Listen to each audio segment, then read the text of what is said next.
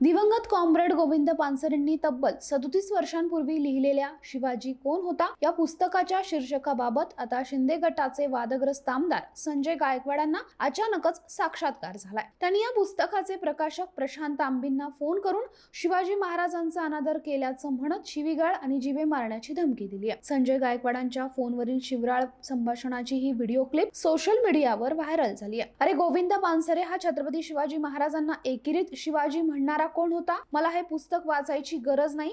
तुमच्यासारखे नालायक लोक शिवाजी महाराजांना एकेरी भाषेत बोलतात। तुला माहिती आहे ना त्या गोविंद पानसरेंचं काय झालं, त्यांची अवस्था काय झाली? मी तुलाही घरात घुसून मारेल, तुला चिरडून टाकेल, तुझी जीभ छाटेल अशी धमकी संजय गायकवाडांनी प्रशांत आंबी यांना दिली। यावेळी प्रकाशक प्रशांत आंबींनी शिवाजी कोण होता हे पुस्तक मी नव्हे तर प्राध्यापक गोविंद पानसरेंनी लिहिलंय।